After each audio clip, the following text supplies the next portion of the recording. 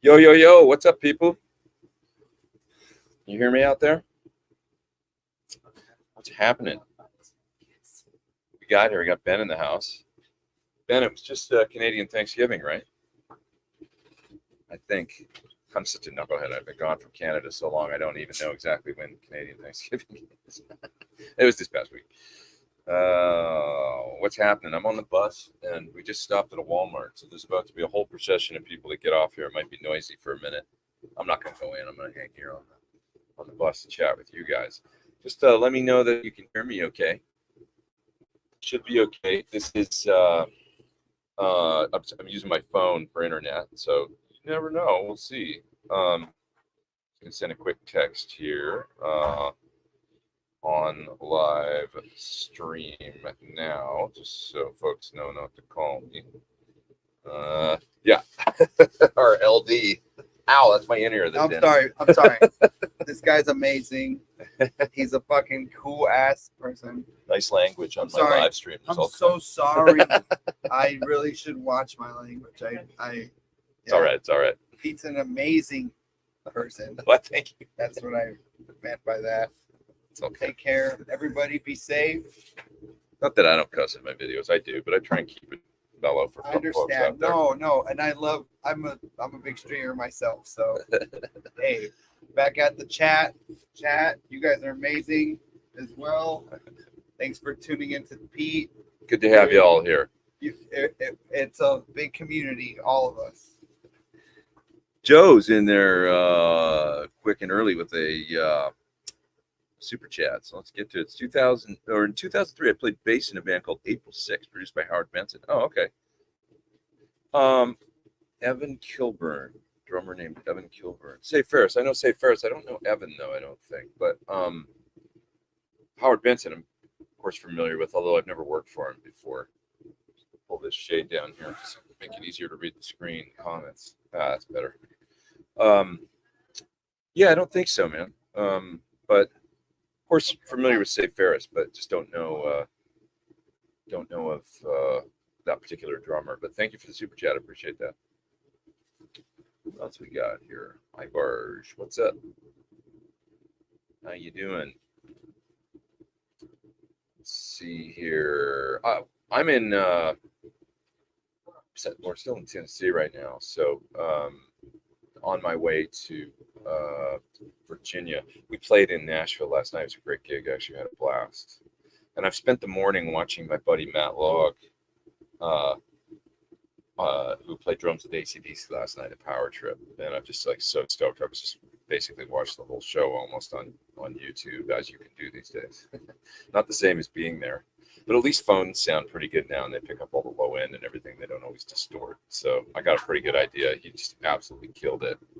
If you guys haven't checked it out, there's video. He sounds like he just gets the ACDC on such a deep soul level. I think I talked about this on because I've been so stoked about it, so I'm probably repeating myself. But yeah, he's we've been saying for 20 years that if ACDC ever needed a drummer, that, man, wouldn't it be great if they got Matt? Because we just, all his friends knew on such a soul level that he just internalizes that music and understands it. Yeah, on like a deep soul level. You know what I mean? So check it out if you haven't seen it, because it's pretty amazing. He did a absolutely stellar performance. I mean, imagine getting up with ACDC, watch the show, and then check out just how good it is, just unbelievable. So this was us. This is referring to us the other night. Todd Roy says, anybody see the clip he posted on IG? Him and Nick Carter, the band, playing some ACDC. We got up on stage the other night at Robert's Western World there on Broadway in Nashville, and played a few tunes, just kind of very throw and go. And nice fella there that was in the house band lent me his Kelly. And of course, I'm spacing on his name now. It's a terrible name. I'm going to find it here so that I could. Yeah, Luke McQuarrie was his name. Absolute burner. He's like 22, 23 years old. And one of those guys that plays in the bars in Nashville, down there on Broadway, and is absolutely just tearing it up on the Telecaster. So anyway, he sounded just terrific. He lent me his guitar. He had a a telly with a big fat U-shaped neck on it, and a deluxe reverb and a super overdrive. That was it. Yeah, it was great. So there's a little clip on my Instagram of us playing some ACDC, paying a little homage to ACDC the other night. And Nick kind of sings the crap out of ACDC. It's pretty awesome. So check it out. It's on my IG. Maybe I'll upload the clip as a YouTube short as well. Yeah. Okay. Great to have all you guys here. And hopefully the internet will maintain. Should be good where I am right now, because at least for the next probably 30 minutes we'll be here at the parking lot of a Walmart in a populated area. So it's going to get a little spotty when you're trying to use the phone for internet once you're out in the boonies on the road. I don't know why I got the in-ears in. There's no need for it, because I'm not going to hear anything from you guys. You're going to hear from me, I guess. Ryan's here. And already mentioned Ben. He's here. Great to have you. Ben, I assume you've got a show tonight, right? All right. Let's see. I'm going to head down to the bottom of the chat. Music Life with Arthur says he's turning one of his Les Pauls into a Telly Les Paul. Also bought another Les Paul yesterday. Damn you, reverb. I know how that is. I posted a guitar this week on my IG stories and stuff, which was just beautiful. It was a McKay 335. So McKay is the guy, I've got a Go Yaron guitar, and there's Bartlett that also does kind of, 59 Les Paul inspired. Those are like the Les Paul guys, but there's this fella named McKay that I've heard about for years that does beautiful 335 repros. I go into Carter Vintage the other day in Nashville, and it was amazing. First of all, the first guitar I saw was a 1963 Jet Firebird, full Malcolm Young, just beautiful red, and it was 9K, and it was like, that tempted me right out of the gate. I was like, oh God, I don't know. And it just looked, it was great. That's probably the coolest guitar I saw there, actually. But a lot of cool guitars in there. They got a lot of like early 80s Fender, like, the first edition of the Fender Vintage Series, vintage reissue. They had like an 86 and an 87, and those were great. A candy apple red one. I always liked those guitars because when I was getting going playing, they were around, and they just strike me as cool. Those early Fender Fullerton reissues. But they had a lot of, super vintage stuff too. I mean, Broadcasters and a great 64 SG and all kinds of stuff in there. Some beautiful basses. But anyway, this McKay 335 really caught my eye because I'll just show you a picture of it while I'm talking about it, since the Instagram story, you're not going to be able to go look at it because it's already over. But this is it. It was just, they nailed the gold, and you can't really see if I go in close. Maybe you can, but oh yeah, there you go. Look at that checking and stuff, and it just has the right brown in it. I mean, it looks so cool. And of course, Gibson never really did. I mean, maybe it's a couple of custom one-offs or something, but 335s, and look how good the knobs are on the switch tip. It's just like such a cool guitar. Just awesome. When I look at the aging there on the upper horn, it's like, oh my God. And so I was like really tempted, and I actually went back the next day to check it out. Great neck, the whole 9 yards. But when I plugged it in, it wasn't, I just didn't have like this ethereal, or whatever, what's the C's didn't part or whatever for me. It could have been the amp I was playing through or whatever, but it's such a beautiful guitar and so close. I'll consider one maybe later down the road or something, but you know what I mean? When it's like so there, and then you're just like, I don't know, I'm just not quite, you know what I mean? And so I didn't get it, but I really think the guy did a beautiful job on it, and yeah, I'll consider one later down the road. Maybe it just wasn't, exact right one for me or something, but I was this close. So yeah. My knees hurt says I'm not a fan of gold ever. What are you, crazy? I'm a super sucker for 50s, for a proper gold, and when it's done right. I'm really, really, really picky about, because the original, 54, 55, 56, 57, 58 Les Pauls, 52, through 58, really early 58, were just so sexy to me. I mean, they're just so like the way they green, and gotta get the brown right and the gold and stuff. They weren't this. It's not so much yellow. It's like especially as they age, they did this brown green thing that was so cool. So pickups did it have? You know, they told me, and I didn't recognize them, 57 something or other, true 57s or something by I'm not sure. But I didn't recognize the name of the pickup. They did sound like fairly low whine to me. The way they had the pickups adjusted, the neck was quite high and the bridge was a little bit medium. So that was another thing about when I plugged it in. It was quite neck heavy, not neck heavy like this, but the tone of the guitar when you, especially in the middle position, wasn't quite. I'm super picky about that stuff too. I mean, just the Thorn balance and everything, you know, that we got to and stuff. I love that, like the, you know, the hyper telly on steroids thing that you can get. So anyway, it just wasn't quite there for me, but damn, it was beautiful and very close. So that's my story there. Have you guys, like, any of you guys been to Nashville lately? Like, oh my God, like some of you probably live there that are here, but I can't believe it's like, when did it become like Mardi Gras all the time on Broadway? It's like crazy down there. Like the amount of people, the amount of music, the amount of noise. It's so loud. It's crazy. I've actually felt like I'm a little old for this. Getting down there, which I've never felt in Nashville before. But it was wild. You know, it was super wild down there. We played the it's not Shimmerhorn, but I'm close. Symphony Hall last night. It's Nashville Symphony Hall that's just off of Broadway. And we had a gig down there last night. Beautiful venue, really gorgeous venue. I'll show you one more photo actually. Got to post all these. I've been lame about posting to Instagram lately, but I'll show you what the hall looked like. There's my amps in front of the pipe organ with the Sorora. Look at that place. It was just a beautiful venue. So I had a lot of fun last night in there. Gorgeous. Nashville is so different than yeah, that's what I found. I mean, I remember being down there and hanging out at, you know, I played the Ryman 10 years ago with Melissa Etheridge, and I remember going to all the bars down there 10 years ago. It wasn't nearly as intensely busy. I mean, it was party time, but it wasn't like a festival, you know, which it felt like last night. Like almost like, I think they closed the streets now and stuff, or maybe not last night. It was crazy. Yeah. Let's see. Marty says he bought a 75 Les Paul Custom in 76. And there's not much gold left. Yeah, they tended to, like, I had a 54 years ago, and it very quickly, the gold, like it had a top that had been refint in the 70s, but it was done properly with lacquer and the color was great. It's one of the reasons why I got it.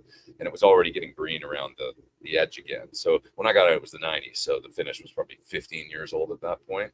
And it looked killer. You know? So did you run into Sean Tubbs? No, you know what? I didn't get with any of I feel bad because I should have hit up Corey Contilio and Sean and stuff, but I didn't. And I was just like a little, you know, I was there a couple days, but it was still a busy time and stuff. So didn't get together with anybody really. Ooh, just one other person that I just remembered I said I would hit up, but I just didn't. So I'm going to text them later. Anyways, I thought I might be there today, but we ended up driving and going to, it was a day off, but it ended up being just tour scheduling. We're on our way to where the next gig is. So let's see. I look like I'm in an economy Tokyo apartment. I'm actually, you're not that far off. I'm in I'm on the bus, tour bus, and we're just on our way to the next gig. So that's where I'm at. Live streaming using the old phone for internet. And it seems to be maintaining pretty good. Not bad. Sir Aura looks fantastic. Thanks. Still on indefinite loan from Sir. It's not mine, technically. So give props to John for lending it to me. It's such a great guitar. I play it a lot on this show, actually. And I really enjoy it. So it's really good. Good to hear live music is kicking in strong. Certainly in Nashville, the bars are, you know, there's plenty going on in the Nashville scene. So that is for sure. Who else we got here? We got Braxall here. He says, hello, everyone. What's up, man? How you doing? So what else happened this week? I put out. Oh yeah, Ben says bachelorette party capital. That's for sure. Yeah, there's a lot of bachelorette parties going on down there on Broadway. So I put out a video this week for the Crazy Tube Circuits Sidekick Junior, which is an all-in, one-stop shop, reverb, delay, and modulation in one pedal. You guys should check it out. The video hasn't had a ton of views, and I feel like it deserves more because how many people out there have a small pedal board to do gigs and they need a delay, a reverb, and a mod? Like say like a CE2 style or Dimension, because it'll do both, and a flanger. Spring reverb, plate reverb, shimmer reverb, all that good stuff. And then the delay, you can do a tape or a digital, and it's like in one pedal. It's the size of, like a Phase 90 style pedal or a Wampler box or whatever, like the standard size. It's incredible for what it. So check it out, because the guy deserves a little more love on that pedal, I think. Like, I don't think there's anything else out there that does all that in one. Is there? Am I missing something? So the Nuniverse stuff does quite a bit in a small size, but I don't know that there's something that'll do chorus, delay, and reverb at the same time, all in a small pedal housing. So please check out Christos pedal, Crazy Tube Circuits from Greece. They've done a nice job. Really beautiful job on this little pedal. It's terrific.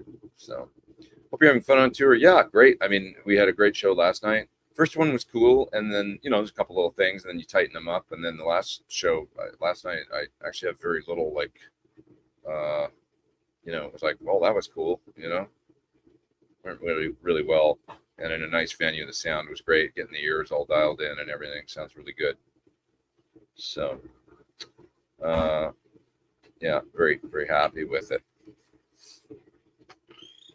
So, have you found out the gear you took is overkill, or is it working out great? It's a lot actually, but it's working out great. It is a lot of stuff. Overkill. I mean, I could do with less probably, but to be honest, I mean, every guitar I have out here, just about I'm playing, and the rig sounds fantastic. It's all working as designed. It is a big rig though. So could I do it with less? Yeah. But, it's not like, I mean, yeah, the amps are turned down pretty low. I could probably do no problem with PT15s. I think actually like 2, because once you get into these, these symphony halls and stuff, that we're playing a lot of like theaters, and a lot of them are designed for, to be able to sing with no PA. So that's the way they were originally designed. So you throw a PA in there and start pushing volume, it can get crazy and stuff. So yeah, I knew that was going to happen when we got into the rooms, that I would have to turn the guitar down. But just a little tip, like if you're ever working with front of house and a monitor person, and say you're on in-ears or you've got a wedge, what you can do when the front, because they're always going to tell you to turn down. So, which, you want to work with them in certain venues. You got to do it, or they're just not going to have you in the PA, right? So, I had to come down last night for this room in Nashville, and so I get with the monitor guy and I just say, look at my levels, meters, and you play the guitar. Maybe your medium loudest sound, rhythm dirty or whatever, and I say, look at the meters, and then I'm going to turn down. And when we get there, I want you to pull back the preamps on the monitor console back up so that it's the exact same level. So in that way, then back in your ears, you get the exact same level back, and you haven't, all of our set is snapshots. So every song's got a preset. And Wes, our front of house engineer, just walked in. How did you feel last night about we worked on the guitar level? I'm just talking about how I brought down the level, and then I had Cody look at the levels at the desk to bring it back up. And did it work out for you okay? Yeah, so good. Yeah, in front of house? Yeah. Seemed like you could have it in the PA and it wasn't killing you. Yeah, and then that way it also it paints the stereo image better of guitars being in one part of the stage, but then bringing that down so that you can widen it. Yeah, he's saying because I brought it down, then he could put me more in the PA because I've got a stereo rig, and then you get the nice wide spread of the guitars, and it just works better. Yeah, so instead of the guitar coming from the guitar amp, so you hear it more as a stereo feel. More in the stereo field, yeah, which is great. So I'm glad that you felt that way about it. I always when I went in when we were in rehearsal, Wes, by the way, sorry, he's fantastic. When I went into he was mixing off at production rehearsals in a room off to the side, and when I would go in and listen to his playback, it always sounded fantastic. So I knew, and it was great mix of guitar. So I was like, oh great, he's not guitar averse. Not totally trash. That's Yeah. good. So and it's pretty straightforward. It's just a couple 57s on the rig. And did it work for you too? It was helpful to move the mics a little last time? Yeah, and I taped, you'll see on your cap, I marked that location. Oh, great. So then slap them there. Put it back there. Cool. Yeah. We started with the mics a little more center on the cones last night. And then I could tell in my ears they sound a little edgy, 57. So we worked on that, moved them a bit off. And pretty happy with that. So pretty nice. At the end of the day, it's all a balance of everything. Let's see here. I'm going to move down in the chat a little bit. Reading some of your comments here. I hear Fender might have released something. Yeah, I saw they put out a modeler. I didn't know that was coming out, actually. I wasn't in the loop on that. So, Crazy Tube Circuits makes great pedals. I totally agree. Like, everything's good that I've tried from them. Always good.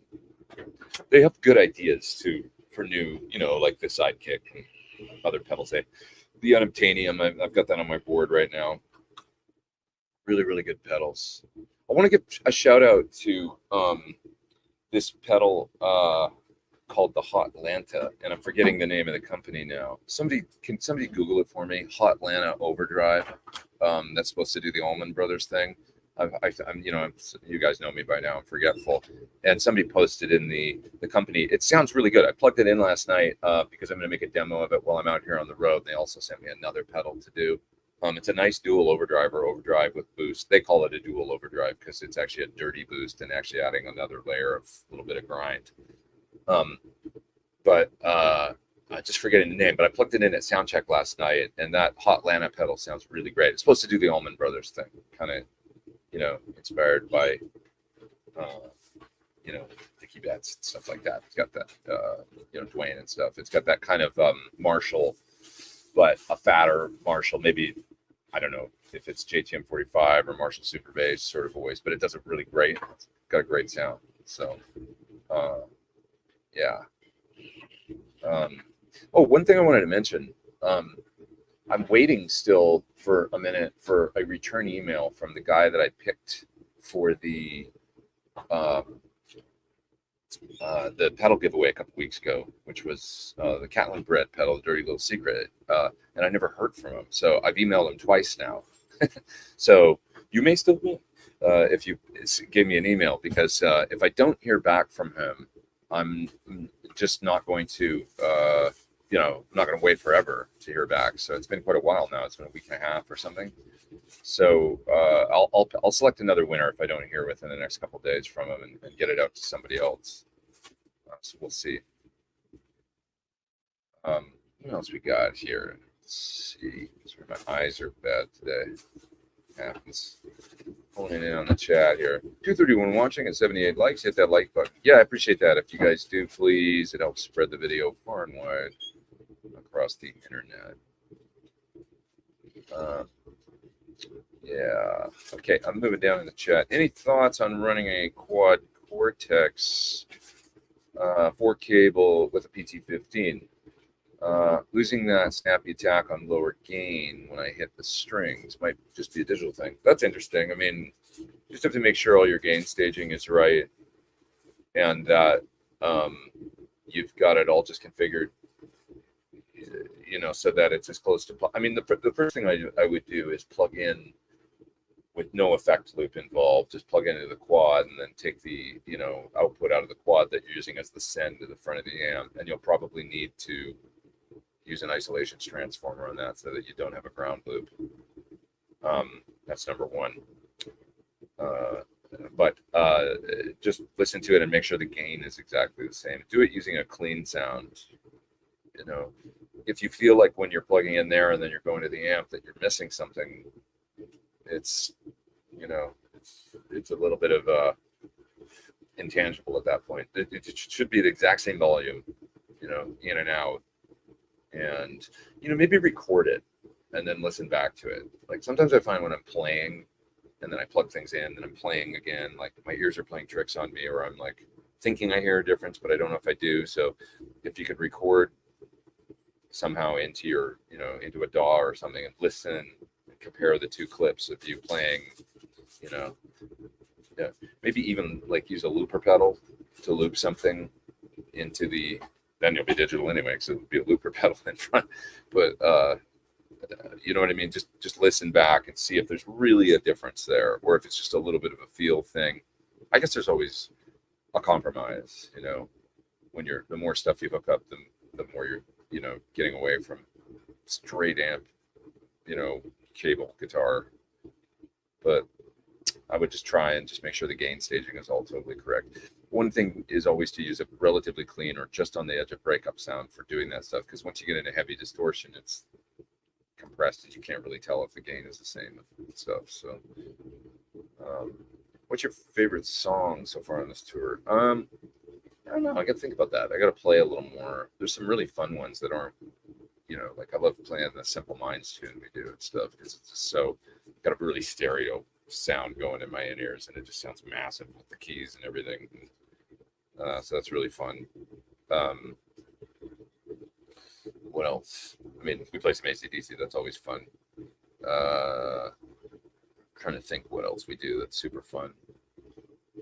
I kind of like to be honest, when we get to the, you know, the backstreet portion of the set is fun, because I get to play acoustic guitar and just chill, and it's you know, it's like, because there's a lot of like parts where I'm still like, you know, thinking like, oh, what's the bridge in this? Oh yeah, and then it's changing electric sounds and it's complicated, and that always feels good when you get through the song. It's like, yeah, we nailed that, but you're always, you know, still in the portion of I'm still thinking, you know, about what's coming next.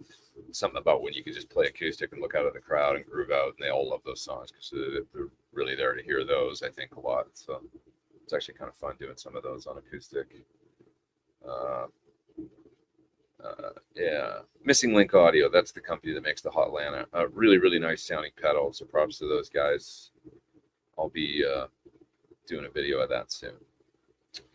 Paul says 57 could get slicey. Yeah, it's really sensitive to position, more so than, you know, I really wish I had a couple of those Soyuz mics out here, the 1973 that I've been using a lot at home in the studio.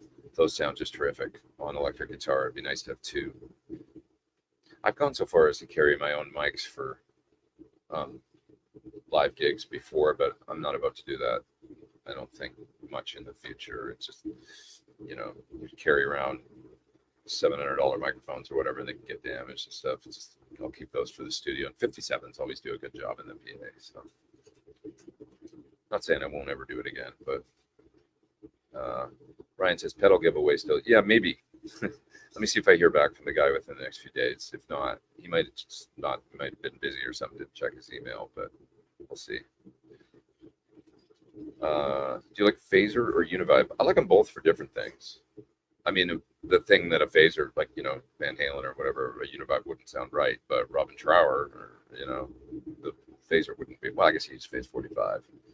Or Gilmore, I don't know what's a better example. He used phase 92. You know what I mean? There's certain songs, like a univibe is more chewy and affects the tone more. A phaser is a little more subtle. Phase 90 anyway. I guess a Mutron or something's different, but there is crossover there. You know, to me, a phaser's a more defined sweep, whereas a univibe's a little more primitive, broad, and gooey, and psychedelic. Yeah.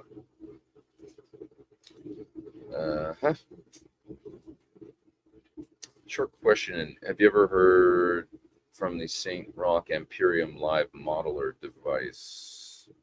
No, I haven't checked that out. Sorry. Paul Daskell says he just smashed the like. Smash that like, if you don't mind. Appreciate you. Thank you. Did you hear new Stones song with Lady Gaga? I did not. I'd like to hear that. I'm a big fan of hers. She's great. She's an amazing singer. Who are the Rolling Stones, though? Who are those guys? No, just kidding. Here's a link to that Hot Lana pedal. You can find it in the chat there. you want to check it out. Okay, let's see what else we got here. Just order Sir Reactive Load IR. Would you say out of all the load boxes out there that the Sir is the one you gravitate toward and use the most? Yeah. As a pure load, definitely. I mean, I tend to use the Fryette quite a bit as a, load and reamp. But the Sir is definitely my choice as far as recording. They're both quite good, but both are two of the best reactive load boxes on the market. I would suggest for purely recording and it's just a simple like one-stop shop. I want to be able to record.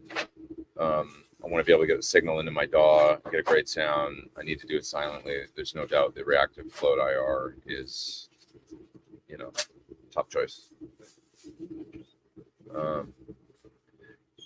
Here's a question from Fender 1960 CS. He says, I got an inexpensive vintage brand HSS, put a new solderless wiring harness. Oh, not a question, just a comment. 2 Sir V60 LP, nice pickup in the neck in the middle, and a Thorn Bucket Plus in the bridge, nasty good. That's a great combo. Absolutely no doubt. That'll always work. We do a rig rundown. Yeah, I actually want to set up my stereo mic. I've got Shure, M88 Plus or whatever it's called, stereo mic that I can plug directly into my. I can plug it directly into my phone, and then I can like film, and then it'll get good stereo audio into the phone. So I'll set it up, little tripod stuff pretty soon, and show you guys what it sounds like in as real world a setup as I can, and do a little rig rundown. Probably do that, towards the end of this run. Have you seen the footage of Steve Vai running a soundtrack for a recent show? Never seen someone so precise about levels and EQ. He has unique ears. No, I haven't. I should check that out. It's always good to have a, good basis understanding of EQ levels, when you get out here and do it, because if you can communicate with monitors in front of house and stuff like that in a language that they understand, it just makes things go faster. So, you can train yourself pretty easily by maybe listening to a song in something like Logic, or even in anything that's got an EQ. Like, I don't even know how to find the EQ in something like iTunes anymore, but in most programs you can find a graphic EQ, like most, pull up, what I'm talking about, in either phrase trainers or, iTunes or whatever. Just find a way to pull up a graphic EQ and start pulling up the faders and listen to those bands and listen to it on different kinds of source material and see if you can identify the frequencies after a while. Maybe have your friend pull them up or something, go, what's that? And, oh, that's 250. No, it's 400, But the more that you can be like, hey, can you take some 190 out of my acoustic guitar, pull it down maybe 3-4 dB, with a fairly narrow bandwidth or wide bandwidth or whatever you want, that can be helpful. So let's see. Okay. What else we got here? There's a super chat from Paul. He says John Mayer sent you some love on the new PT2. Yeah, second edition of the signature guitar. He did. It's very nice of him. We are all jelly. What's next? A Swifty shout out. Actually, to be honest, Max Bernstein, who plays guitar with her, just got one of the Sparkle new signatures, my standard HSS. So he's got one. He's going to use it on tour with Taylor. So says he'll break it in when they start playing Europe and stuff, and he loves it. So there you go. Alrighty.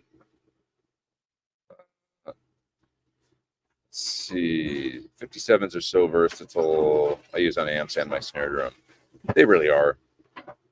A 58 is great too. 58 sound good on amps too. So, how's the food been? Good. I mean, we've been not on a bus a lot actually, so we've been at some nice cities with some nice restaurants, and I've eaten some delicious tacos at Velvet Taco in Nashville for 3 days straight. But I ate some pho last night in Nashville too. That was really good. So super good. Okay, what else we got? Let's see. Looking through your questions. Still missing one person. Univibe is a thick sound that moves. Yeah, it's super psychedelic. I mean, Univibe with delay is magic. Little Univibe, little tape delay. Super cool. If I want to do something when I think of, Gilmore, and I want it to be like, let's do a solo in the style of Gilmore. Bunch of echo and maybe some Univibe. It's just a magic sound for sure. So I had the Thorn Booker 2 on order, but turns out it's not available for some time. That's interesting. It's popular. Good. Yeah, I'll ask John about that. See if there's a wait on them or what the deal is. How hard are you pressing the fretboard? Not super hard. I mean, I try and not, because I don't like going sharp. So I've never had a problem with big frets. I'll put it to you that way because I grew up on them. So some people say, "Oh, I don't like big frets because I go at a 2." I never had that problem. So I guess I'm just enough tension that it's positive, connection with the neck and no more than that. Does Nick ride the bus? Not so far, but I believe he will sometimes. 777 Danny says $4 super sticker. Hey, thank you. Appreciate that. Thanks for the super chat. Todd says I'm a fan of solderless harnesses. Have a few in some of my guitars. That would be cool. I've never tried that actually. I'd love to have a guitar I can switch pickups out in easily. Yeah, that's a good suggestion. Bonham also said in an interview, every guitar player should buy a 31 band EQ and learn what each band does. I mean, I would argue that you could probably just do that in your DAW. If you use Logic or even GarageBand, you can pull up a graphic EQ, listen to some source material, listen to an acoustic guitar, listen to an electric guitar, just a track of it, and pull the EQ sliders up and start to train yourself in, what each of those bands sound like, so that you can communicate. Do you eat out at restaurants every day, or do you get catered? Both. Sometimes dinner is a catering. Sometimes dinner is a buyout, what they call a buyout, where they'll just throw you, $20 or something per person to go get dinner. It just depends. Sir doesn't make single coils with A2. No, not yet. They probably will at some point. I don't know, or maybe not. I mean, John's been very specific about the magnets that he likes to use, especially in the singles. They buy them from a very specific vendor that knows, or is the vendor, I think, that Fender used to buy from back in the day. There are certain kind of, not all magnets are created equal, and they've gone to great lengths. And I believe the magnets are A5 that they use on everything. But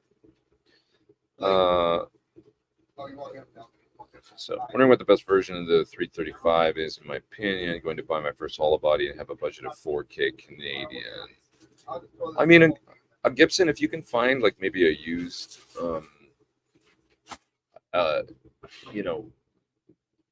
recent, I would say maybe in the last 10 years, 2013 onward, custom shop 63 or 61 reissue. So something like that would be probably my. But guitars are an individual thing. You know what I mean? It's like you kind of got to play them, and not all created equal. But I think the custom shop generally does a nice job, especially in your price range. You should be able to, if you can look hard enough, wait, find a good deal. Maybe you'll find something for that price. Oh, so good. Let's see here. Is it good to have your hearing checked to determine what frequencies you may have hearing loss? Yeah, I agree with that statement. I agree with that. What's the best thing I can walk? Let's see here.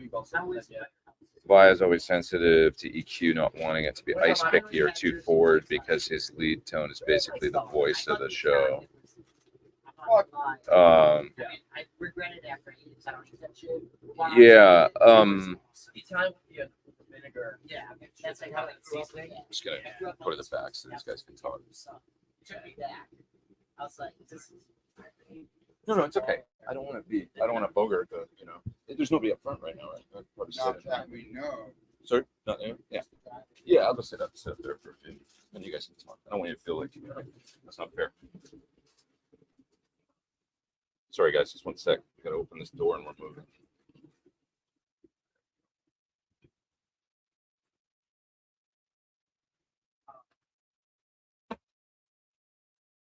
Hi. I'm gonna join you for a few minutes.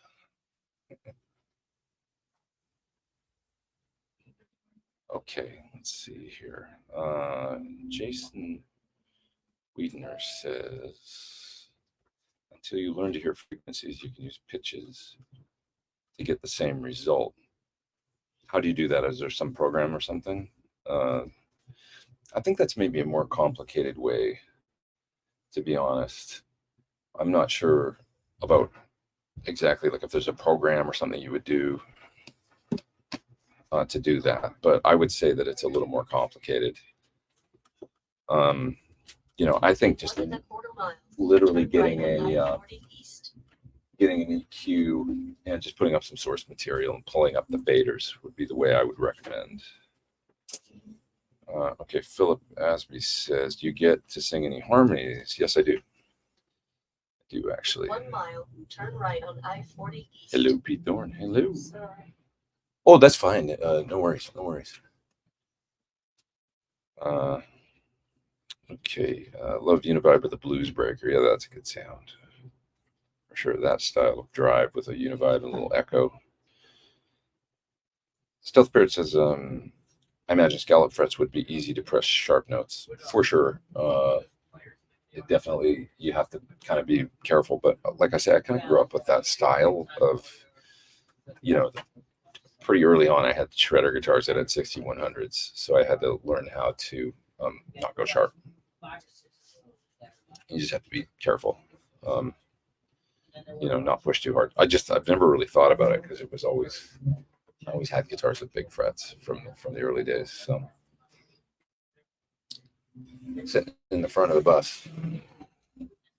Here we go.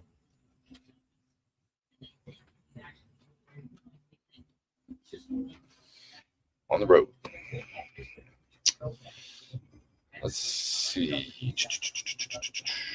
Origin Halcyon versus JB Archer and Unobtainium. Well, the Halcyon is just a kind of a one sound. So, Archer, would it kind of be more like Origin Halcyon versus, oh, I see what you mean. Like, would I go with the Archer or the Halcyon? They're both great. I don't know, honestly. The Halcyon's going to be a bit more of a bit more adjustable. The Archer is a bit more of a one sound thing. But with the Unobtainium, you don't need the Klon because you've got it built in. You got a Klon on one side, on the right side, basically, and then you've got the Dumble steel string singer or overdrive special on the other side. So, who decides when an artist goes on tour? The artist or the record company? Well, the record company can be kind of a bank for depending on where you're at in your career. Sometimes an artist doesn't need a label to. I don't think Melissa Etheridge is signed to anyone right now. I could be wrong about that, but I'm pretty sure if you're, a legacy artist and you've got an established career, it's really an agent that, there's a booking agent that books the gigs. And, it's their job to get the artist the gigs. But certainly, in a certain stage of an artist's career at the beginning, the label plays a big role because they're probably going to be providing what is called tour support, which is they're basically the bank, and they're going in the hole to get the artist out on tour and get them up and running and hopefully they have a hit song or something, and things start taking off. The guarantees go up, which means the artist's making more money, and then it makes sense. At the beginning, though, it takes money to make money. You know, it's a complicated issue, I guess. I mean, indie artists, if you're a unsigned artist, you're putting out your own music, you know, and you've got some source of funds, you know, maybe you finance your own tour. There's just so many different scenarios that it's a complicated issue, I guess. So, that crazy hum up here, you guys. I'm not sure if you can hear that or not. I got the noise cancellation on, but that might be a deal breaker for some of you. Yes. It's really noisy, eh? Yes. Like, yeah. What is it, do you think? It's coming from that way. Just yeah. Not sure what that is. I could try to run to a different part of the bus, maybe the bunks or something. I'll do that. I'll go to the bunk.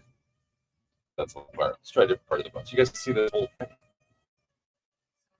Oh, it's not your fault. There's only so much you can do. You got to drive. That's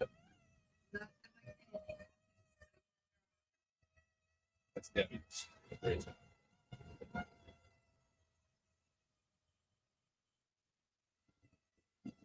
We're on tour, guys. What do you think? Right on the road.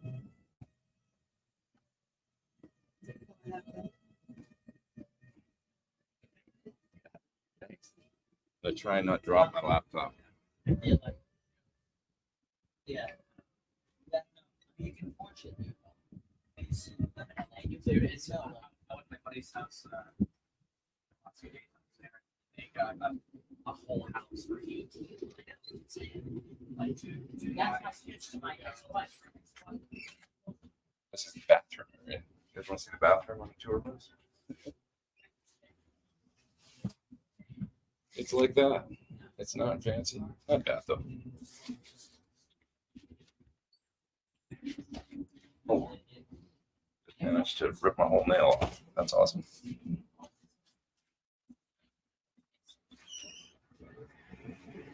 There's nobody in the bunks right now, so I hang here. Give me 1 sec here.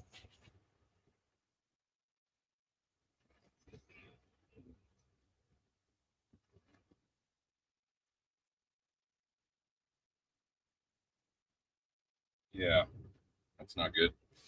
Just destroyed my entire nail on the third finger on my fretting hand. Trying to get the front door open while holding my laptop.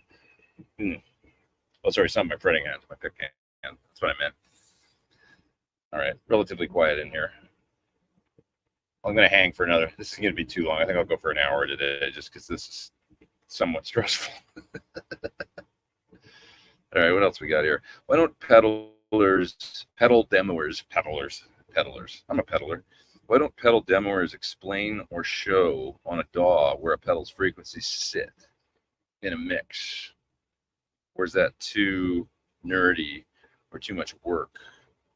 Like, how so? I mean, I like the idea that you're sort of coming up with a suggestion here of something that we could show clearer that you haven't seen in a video, but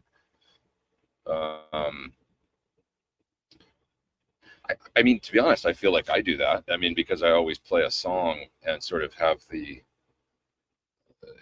pedal as part of a piece of music. So I feel like you're maybe getting the real world example of what it sounds like. I don't know, but maybe I'm wrong. I'm putting Joe in a timeout because he keeps farting and he needs to be put in a timeout. For those reading the chat, you know what I'm talking about. Where's your next show? Roanoke, Virginia. Yeah. I made a Trower preset in my FM9 with their version of the pedals. That's cool. Philip there with a super chat. Just thanks for keeping the Sunday live going even when traveling. Thanks, man. I appreciate that. Yeah. No, I'm dedicated. Part of YouTube is consistency, and I appreciate you all coming back. Some of you have been watching this for borderline 5 years now, I think. So I appreciate that. Thoughts on the JTM 20 versus Tone King Royalist? Well, the Royalist is going to be quite a bit more versatile.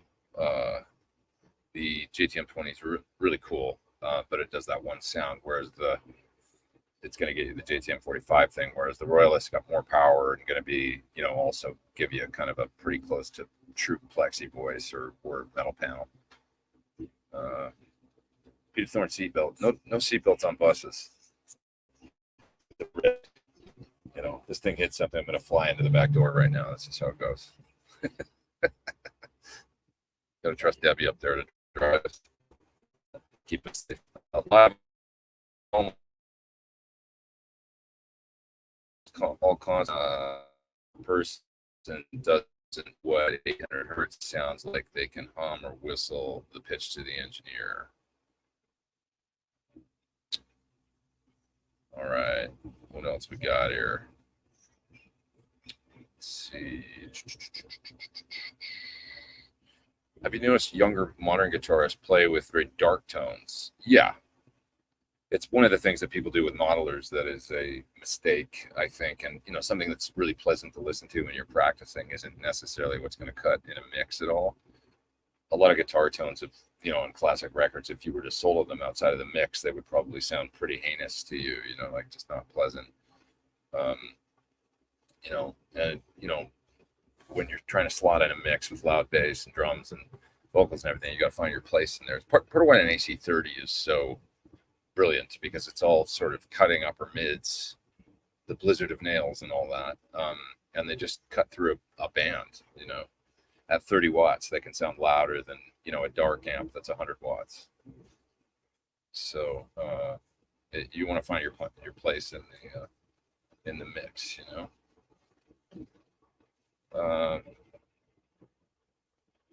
Yeah. Is the spacing spec for a pickup 50 millimeters or 53 for Gibson and Fender? It's 50 for Gibson and 53 for Fender. Yeah.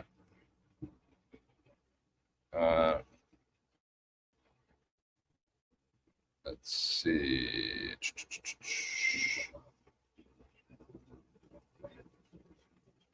Great music video footage. Okay, back in the chat a little bit, so I'm going to move down a little bit. Is the PT100 coming with you to the UK? Yeah, I want to maybe do 200s for classic rock. That'd be my goal. See if we can make it happen. But they just are working so well, and I'm really loving the sound, and I love my rig right now. So 15 awesome, but I don't know, something about there's a headroom thing that's just really cool with 100 watts. That's all. So 15 is terrific too. If that's what I use, that'll be great too. But you guys know what I'm talking about. Kim Mitchell, he even likes 100 watt Marshalls over 50s. I think he uses 2 live. There's just something to it. Even if you bring the masters down, there's just a certain bigness to it that's I quite enjoy. So there's a super chat from Joe. Thanks, man. My question last week was about writing originals. Did I not answer? Ask again, Joe, in the bottom of the chat here, and I'll see. You don't have to send a super chat or anything. I'd be happy to answer anything I can help.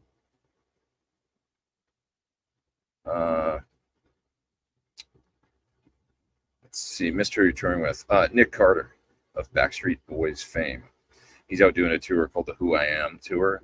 Basically, he was born in '80, so he grew up during the '80s, listening to a lot of rock and pop and stuff like that, and everything from Tears for Fears to Simple Minds to ACDC to U2, and so he wanted to do a tour where he sort of pays homage and has some fun playing music that he grew up listening to, in addition to all the hits he's known for and stuff. So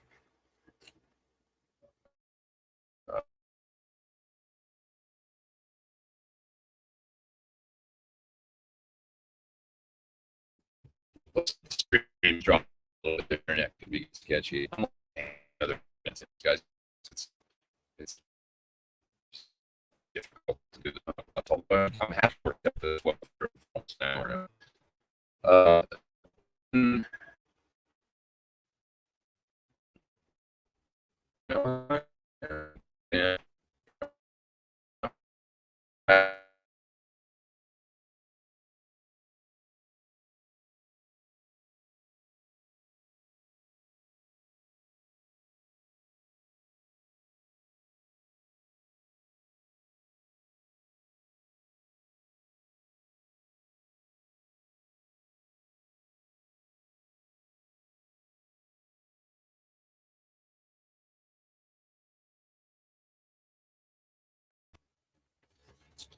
There we go. I think we're back. Pretty sure. Yeah, my service dropped down to 1 bar and just bumped back up to 5. So just dropped out for a bit there. I'm surprised it lasted this long, to be honest. So yeah, Ben says I'm back. Thanks, Ben. Let me know. Yeah, I was trying to highlight this one. The IRX has revealed is just how many guitarists don't know what a preamp versus power amp is. Good point. Yeah, well, there's a lot of guitarists. It's hard for us older guys to imagine, but I think there's a lot of guitar players these days that maybe don't even haven't even played through a tube amp. They don't necessarily know what that sounds like, or what they started out with modelers, and that's all they know. So it's interesting, but yeah. So if it drops out again, you guys, for any sort of, if it seems like it drops out for 20 seconds or something, I'm just gonna jet. You guys don't understand, right? It's just kind of sketchy. But the internet, as you get out in the countryside, do you think preamp pedals like the Friedman IRX are the future after people are getting tired of the complexity of modelers? Well, I just think it's different niches of what people are into. I mean, I definitely think that thing has been really well received. There's going to be a big audience for it, and it's going to do really well.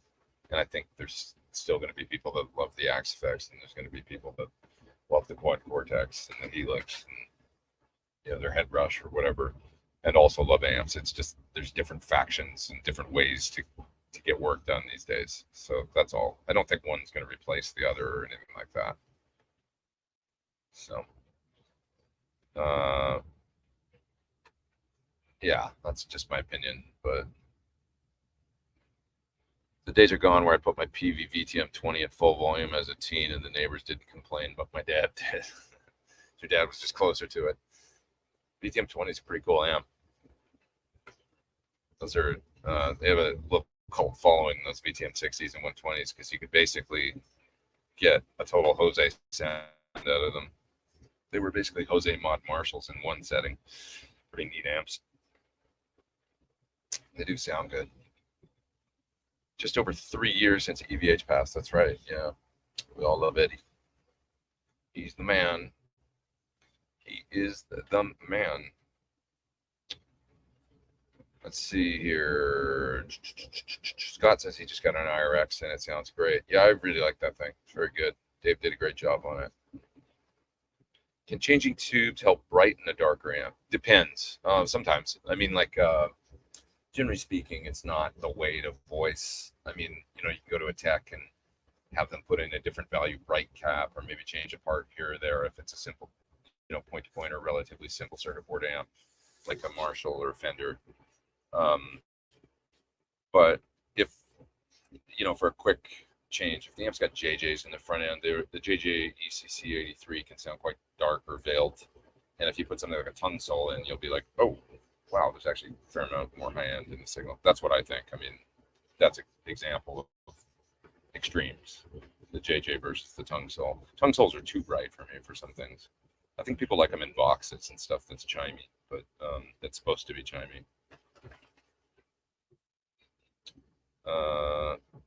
Yeah, are you going to review the new Fender Tone Master? I don't think they've contacted me, although I've been terrible on email lately, so I should look through my emails and see. But I might take a look and see if they want me to do something.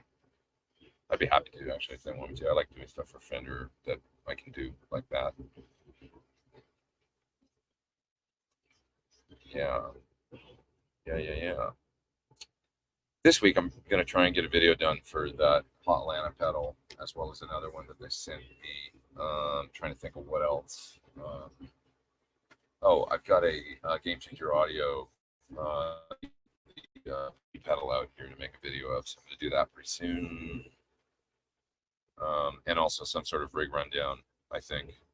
Do you have a tech on this tour? We're kind of sharing. My man Scott is kind of managing the stage as well as teching for a number of us on this tour. But he's doing. I need a lot of help because there's at least 8 guitars or something that I'm using on this tour, maybe 9, and I'm doing a lot of changes from song to song, and he's there. He's got it down. So, one thing I was going to say that I'm doing I might have mentioned this last week. I'm not sure, but the MIDI's doing all my changing.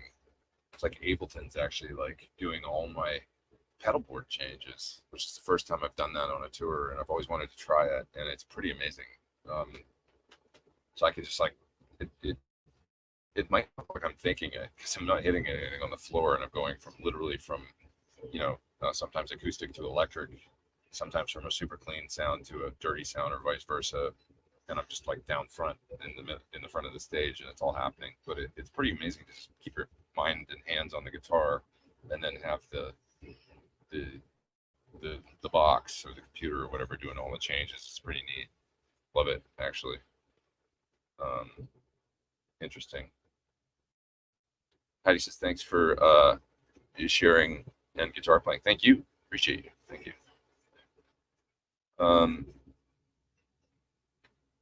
Yeah.